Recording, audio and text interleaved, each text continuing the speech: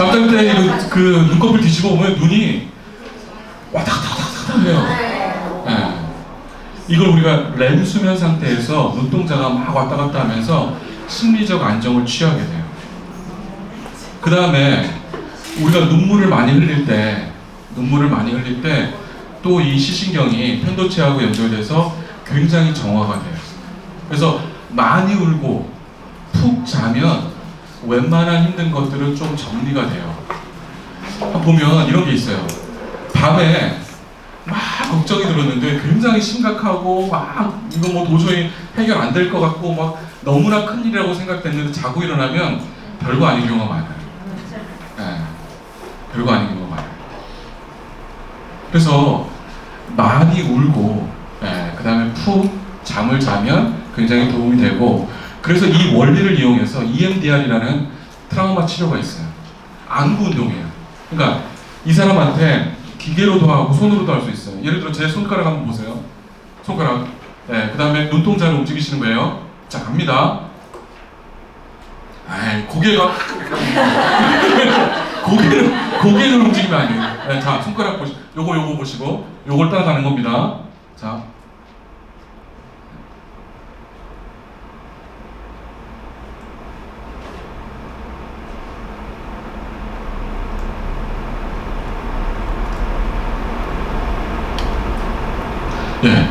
요렇게 하면 요거 하는 동안 아무 생각이 안 들죠. 실제로 기계도 그거예요. 기계도 요거 빨간불이 보이면서 눈동자를 계속 움직이게 해줘요. 그러면 시신경이 어디에 연결된다? 편도체에 연결돼서 감정을 어루만져줘요. 감정을. 그래서 내가 너무 피곤하다 그러면 하여튼 막대기 하나 들고 이렇게 손으로 이렇게 해서 해보시고, 그 다음에 이제 그 몇몇 정신과 선생님들은 그런 거 많이 해요. 이렇게 손을 가슴에 버터플라이라고 해서 가슴에 올려놓고 하나씩 토닥토닥 하는 거예요. 토닥토닥 이렇게 천천히 토닥토닥 하면서 나는 괜찮다, 안전하다, 지금 내가 있는 곳은 충분히 편안한 곳이다, 그 어떤 위험도 없다, 이렇게 토닥토닥 해주시면 도움이 되고요. 앉아서 여기 이제 무릎에다 손을 양쪽 두 손을 올려놓고 이렇게 무릎을 토닥토닥 하는 것도 굉장히 도움이 돼요.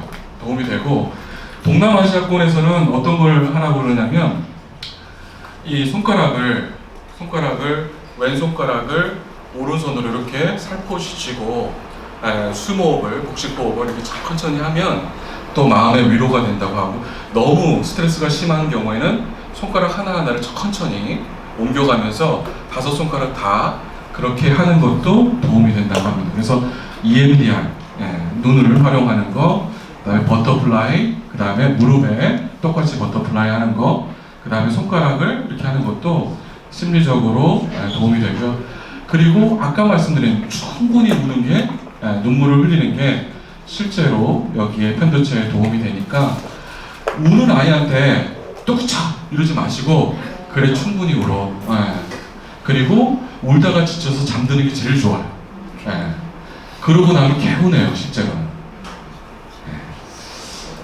자, 그 다음에 이제 울분에 대해서 좀 보면 한국 사람들이 울분이 진짜 많아요. DSM-5에서도 미국에서 나오는 그 정신과 진단 분류 편람에 보면 동양인, 특히 한국인들에게 고유한 병이 뭐냐면 화병, W, H, A, 뭐 이렇게 해서 뭐 하여튼 화병이라고 있어요. 그래서 이 그 화병이 한국 사람들한테 되게 많은데, 그게 아까 제가 말씀드린 그런 원리예요. 남편한테 기대했는데 좌절되고, 시댁한테 기대했는데 좌절되고, 자식놈한테 기대했는데 좌절하고, 이게 이제 다 쌓인 거예요. 하여튼 기대했던 게 쌓이다 보니까 무기력한데, 그 무기력한 것 밑에는 엄청난 화가 있고, 그게 원활하게 어떻게 좀 풀려야 되는데 풀릴 데가 없죠. 그래도 이제 뭐 성당에 와서 꺼이 울면서 예수님 앞에서 막 쏟아내고 그러면 조금 이제 가벼워지긴 한데, 또 집에 가면 하여튼 그 모양 그 꼴이니까 또 이제 막 이렇게 되고, 예. 그래서 이게 많은 거예요. 그래서 울분이 많죠. 예. 근데 울분에 대해서 조금 보면, 울분이 심각해지면 심지어 이런 어떤 해리성 정체감 장애가 생겨요. 내가 나 아닌 것처럼 느껴져요. 너무 심하게 되면.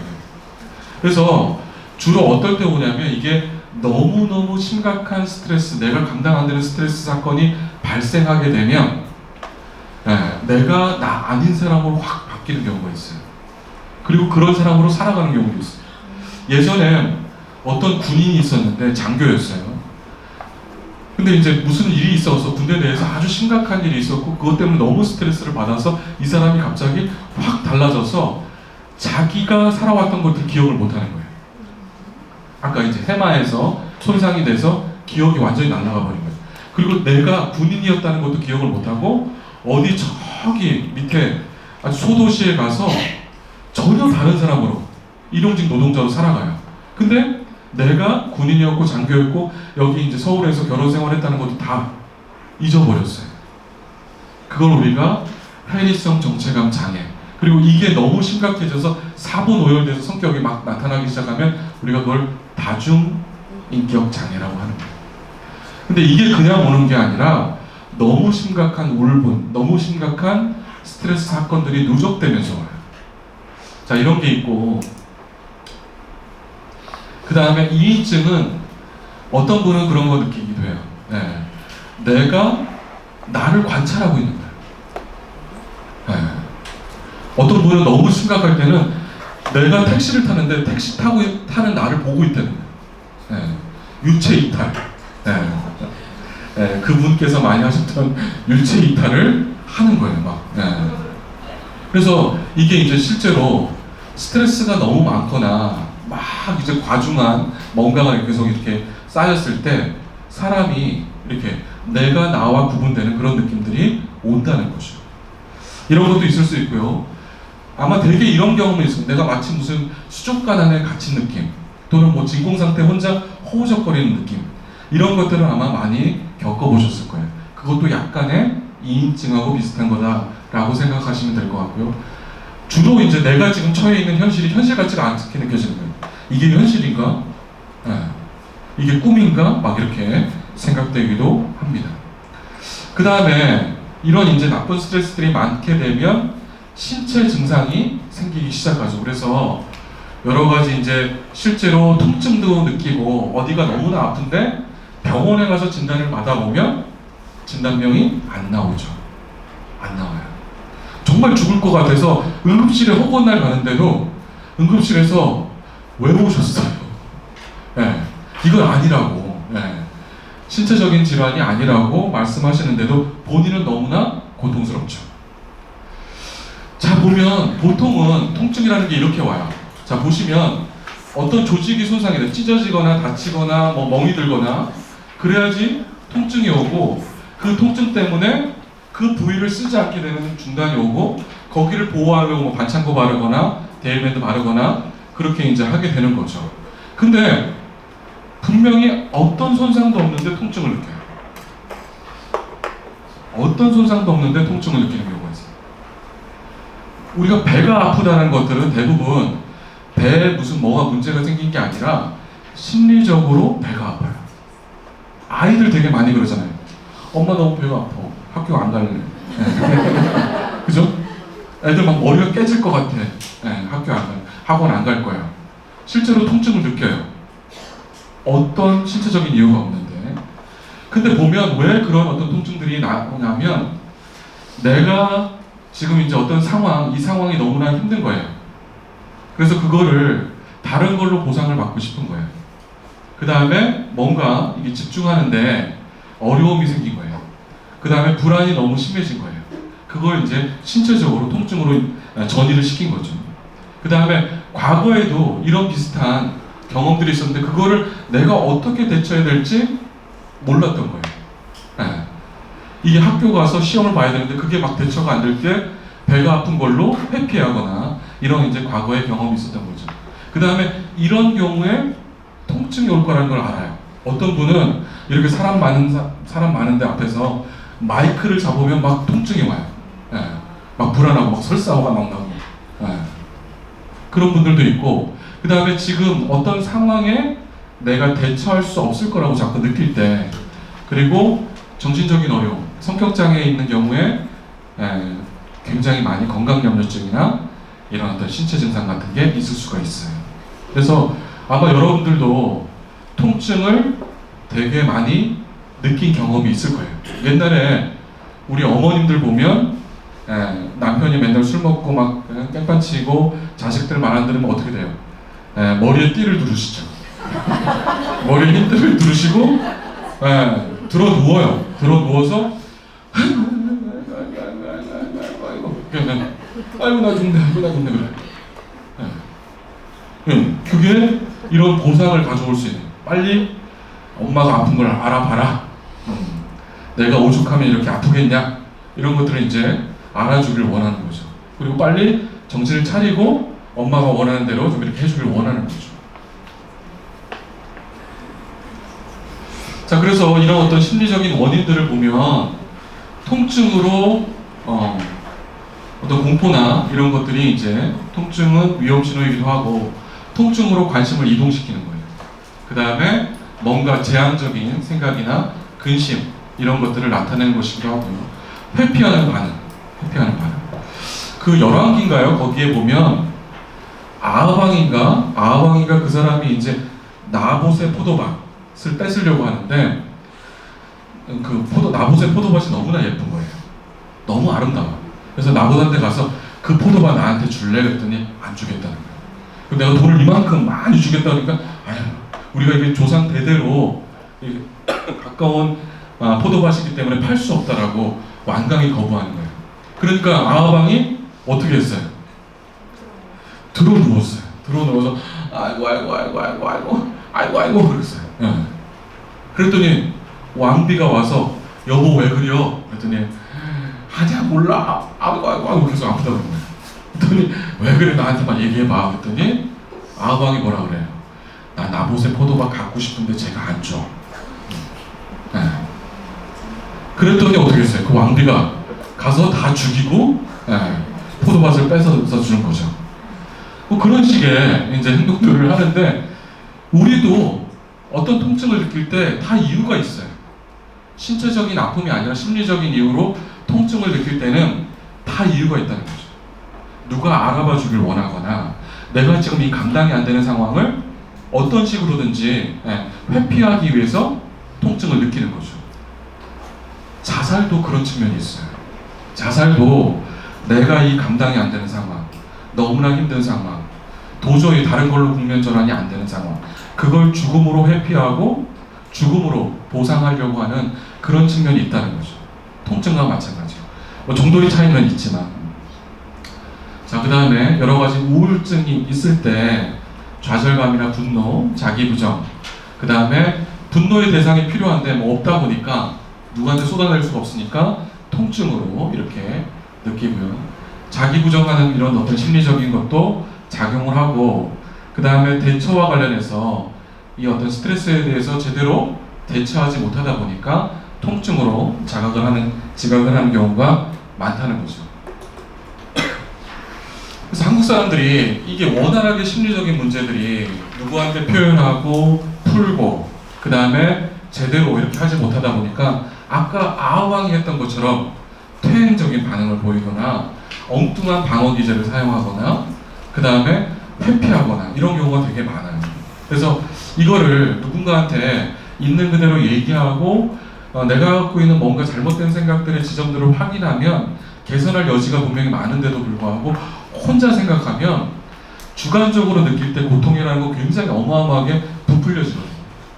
근데 얘기하고 요걸 이제 좀 쪼개서 생각해 보면 사실은 충분히 대처할 수 있는 것들도 우리가 스스로 혼자 생각하면서 굉장히 크게 만드는 경우가 많아요. 자, 이제 한에 대해서 좀 얘기를 해보면, 한은 한국 사람들이 이제 한에 대해서 많이 이제 한을 갖고 있다라고 얘기를 하죠. 저는 한하면 그 영화가 생각나요. 서편제 아시죠? 서편제. 서편제에 보면 유봉이라는 아버지가 나오는데 딸이 아마 송환가 예, 그런 딸이 나와요. 딸이 이제 판소리의 최고 경지가 뭐죠? 판소리의 최고 경지, 득음의 경지. 예, 득음의 경지를 가게 하기 위해서 어떻게 하죠? 눈을 멀게 해요. 한을 쌓이게 만들어요. 예, 한을 쌓이게 만들고 거의 술집 직부가 되도록 만들어요. 거기서 눈도 먼 상태에서 굉장히 막 불행한 삶을 사는데 오직 그 소리에만 집중할 수 있도록, 그 어려움을 오직 소리로만 극복할 수 있도록 만들고 결국은 득음의 경지에 가는 그런 모습이 나오거든요. 어쨌든 그만큼 처절하게 이것도 안 되고 저것도 안 되고 이것도 막히고 저것도 막히고 그런 상황에서 이게 한이 쌓이게 되는데, 한국 사람들이 굉장히 많이 마음속에 그런 상처가 무의식적으로 이렇게 얽히고 설킨 것이 한이다. 그 다음에 이제 만약에 우리가 고통을 피하기 위해서 비현실, 죽음, 공상 속으로 자신을 이제 도망치지 않고 어떻게든 이 현실을 살아나겠다, 이 현실을 대처하겠다, 이런 마음이, 이런 의지가 또 한일 수 있다. 그 다음에 우리가 이제 여러 가지 아픔과 고통을 있지만 그 고통을 가학적인, 세디스틱하거나 마조키즘처럼 그렇게 가학적인 그런 걸로 활용하지 않고 나만큼 아픈 사람들, 나와 비슷한 아픔을 갖고 있는 사람들 하고 연대할 수 있는 끈이 될 수도 있다. 이렇게 한을 좀 다양한 측면에서 이해할 수 있을 것 같고요. 자, 애도에 대해서 좀 얘기를 해보면, 애도라는 말은 애자도 슬플 애자고 도자도 슬플 애자예요. 그럼 무슨 말이 되냐면, 애도라는 말 자체가 슬프고 또 슬프다는 말이에요. 근데 이렇게 슬프고 또 슬퍼하는 과정이 분명히 필요해요. 그 과정을 거치지 않게 되면 오히려 나의 슬픔이 억압되고 트라우마가 되면 아까 제가 트라우마의 속성이 두 가지라고 말씀드렸죠. 뭐라고 말씀드렸죠? 지연성과 소급성이 있어서 나중에 전혀 엉뚱한 데서 빵 터져요. 프로이드도 그런 얘기를 했어요. 억압된 것은 반드시 돌아오게 돼 있다고 얘기를 했어요. 그래서 슬퍼해야 될 상황에 슬퍼하지 않으면 그 슬픔이 나중에 정말 자기 파괴적인 힘으로 돌아와요. 그러면 자기를 비하하고 자기를 혐오하고 자기를 잃어버리게 돼요.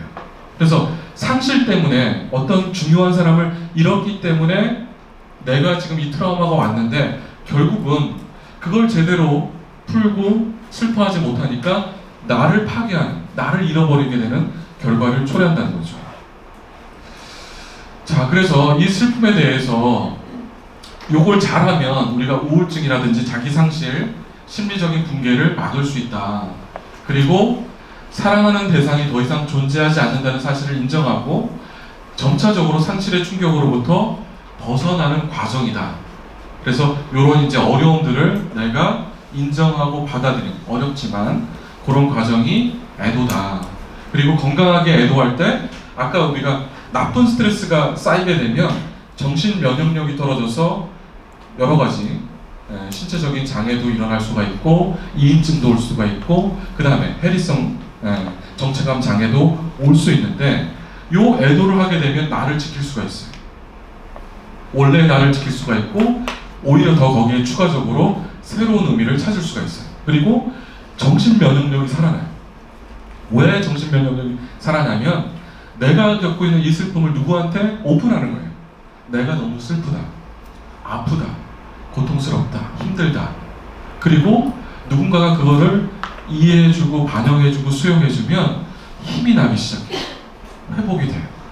그래서 우리가 애도한다는 건 혼자 애도할 수는 없어요.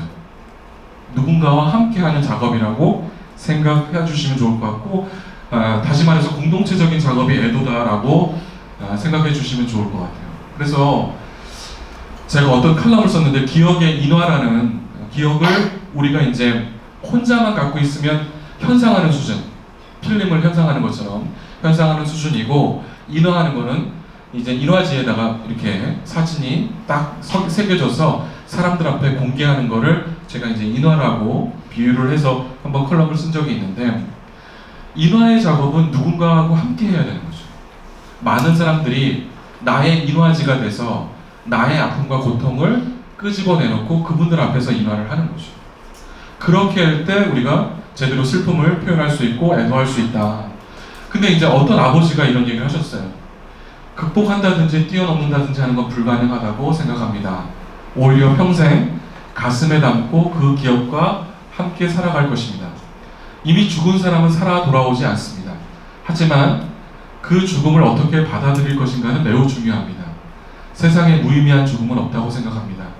예순에 죽었든 16에 죽었든 이분의 자녀분은 16에 죽었어요.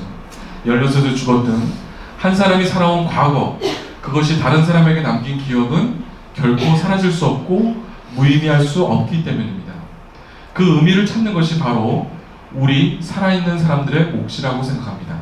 결국 우리가 보통 보면 어떤 상실의 사건이 있을 때 대부분 한국 사회가 뭘 강요하냐면 잊어라, 빨리 잊고 너의 자리에서 열심히 살아라. 근데 이거는 굉장히 잔인한 거예요. 오히려 슬퍼해라, 충분히 슬퍼해라, 시간을 갖고 슬퍼해라. 그리고 잊지 말아라. 충분히 기억하고 그 사람의 살아왔던 삶에 대해서 이야기를 나눠라. 그래야지 애도할 수 있거든요. 그러니까 지금까지 했던 우리가 알고 있는 애도의 방식과 정반대, 라틴어로 얘기하면 아제레 꼰드라, 정반대의 방식으로 하실 필요가 있어요. 왜 그러냐면 인간의 감정이 이런 어떤 중요한 상실을 겪고 나면 적어도 1년, 길게는 2년 동안 계속 감정의 파장이 요동을 쳐요. 요동을 쳐요. 그러면 애도의 과정은 굉장히 길게 적어도 6개월에서 1년 정도는 하셔야지 제대로 애도가 돼요. 사실 옛날에 우리 조상님들이 3년 상한 게 맞아요. 실제 인간의 감정 사이클로 봐서는 3년 상한 게 맞아요. 네.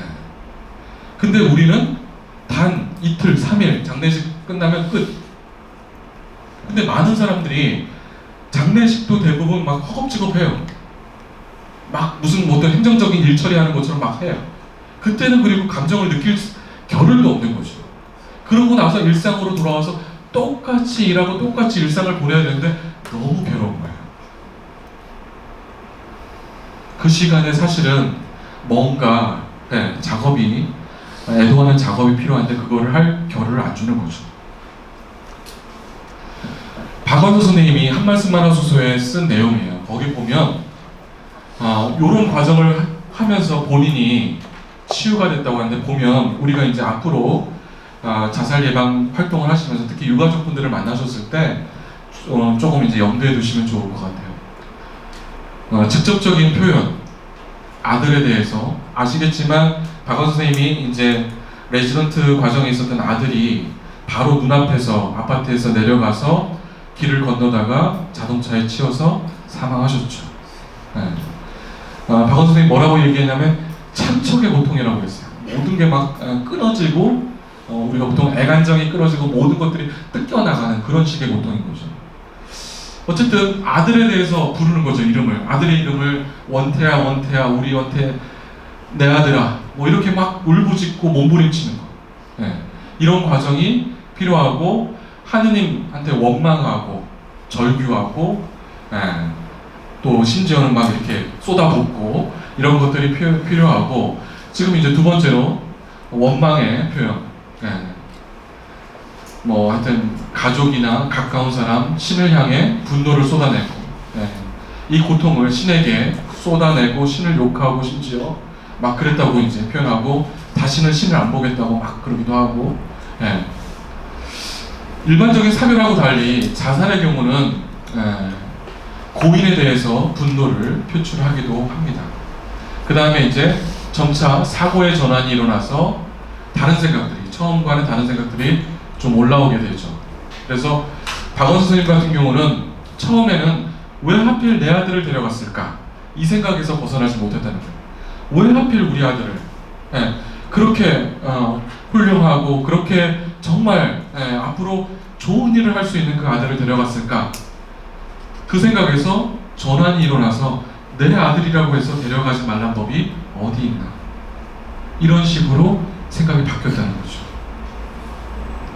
그 다음에 추억의 반추, 고인과 관련된 기억을 힘들지만 오히려 잊지 않고 하나하나 아들이 살아있을 때 아들의 모습, 아들의 삶을 구체적으로 기억해내면서 내가 그 아이와 이런 좋은 추억들이 있었고 이런 좋은 기억들이 있었다는 것들을 온전히 기억해내는 것이 필요했었다고 얘기를 하시고요.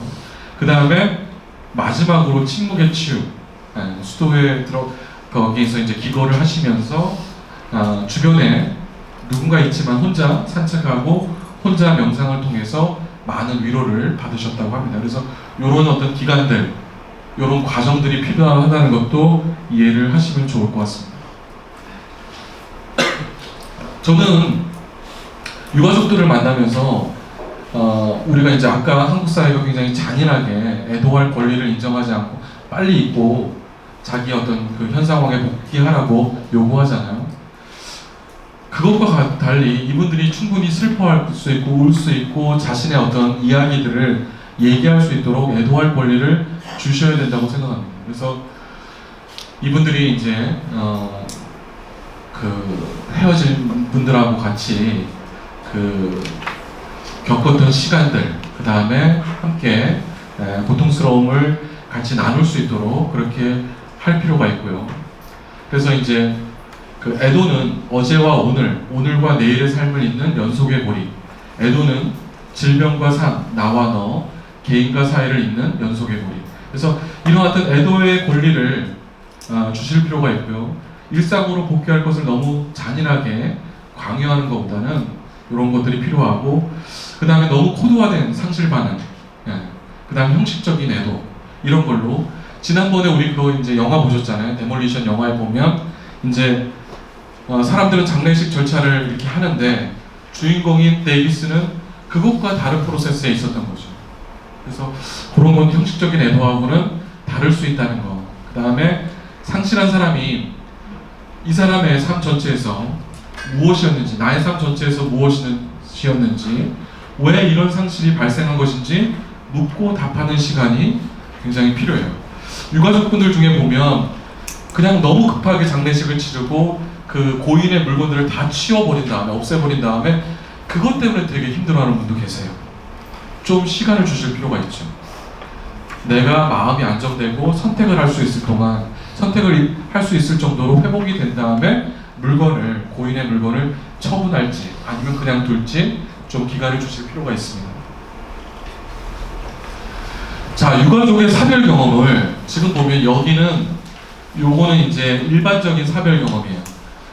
자, 소식을 접하게 되죠. 그 다음에 확인하게 되죠. 현실과 부딪히게 되고 고통을 느끼게 되고 고통에서 벗어나려고 하고 삶의 지속이 일어나고 인간적인 성장이 일어납니다. 키블러-로스가 얘기한 죽음에 대한 단계, 5가지 단계. 처음에 부정하게 되고 그 다음에 타협하게 되고 우울감을 느끼게 되고 수용하게 되는 그런 단계들 다 여기 속해 있습니다. 요게 일반적인 단계인데, 제가 요거는 자살 유가족분들을 여러분들 인터뷰를 하고 요걸 정리해 보니까 이렇게 많은 단계가 나타나요. 그 다음에 중요한 거는 이렇게 많은 힘든 단계를 거치면서 이걸로 끝이 아니에요. 여기서 회복되는 그 부분도 있지만 다시 원점으로 돌아가는 경우가 되게 많았어요. 어느 때 원점으로 돌아가냐면 1년쯤 이런 과정들을 거쳐서 어느 정도 마음이 안정이 되는데 평정심이 조금 올라왔는데 갑자기 고인의 기일이 다가와요. 갑자기 고인의 생일이 와요. 갑자기 고인을 기억할 수 있는 뭔가가 탁 나타나요. 예를 들면 아들이 그렇게 이제 사망을 했는데 아들 친구가 갑자기 와서 어머니 저기 군대에서 휴가 나왔는데 아무개가 생각나서 왔어요 라고 와서 인사하면 그때는 반갑게 맞이하고 보내주는데 걔가 가고 나서 그냥 주저앉는 거예요. 우리 아들도 살아있으면 저렇게 늠름한 그렇게 군대에 가 있고 뭔가 사회적으로 열심히 살 텐데 이런 기억들이 확 오니까 그냥 주저앉는 거예요. 그래서 자살 유가족분들이 겪는 사별 경험이라는 거는 뭐 이제 지금까지 얘기한 일반적인 사별 경험으로 끝나는 게 아니라 이거를 이제 끊임없이 반복하는 거예요. 니체가 이런 얘기를 했어요. 인간에게 있어서 가장 고통스러운 것이 뭔가라고 얘기를 했더니 영원 회귀 사상이라고 하면서 같은 것이 끊임없이 반복되는 게 인간의 어쩌면 숙명이고 운명이다. 예. 우리 보면 어떤 실수를 하잖아요. 근데 그 실수를 안 할 것 같죠. 근데 또 하죠. 예. 그러면서 스스로 나는 왜 일곱밖에 안 되나 이렇게 자책하는 경우가 많은데 근데 또 해요. 끊임없이. 그래서 어떤 수도자분이 그런 얘기를 하셨어요. 인간이 과연 변화가 되는가? 내가 수도에 들어가기 전에 내 모습과 10년 동안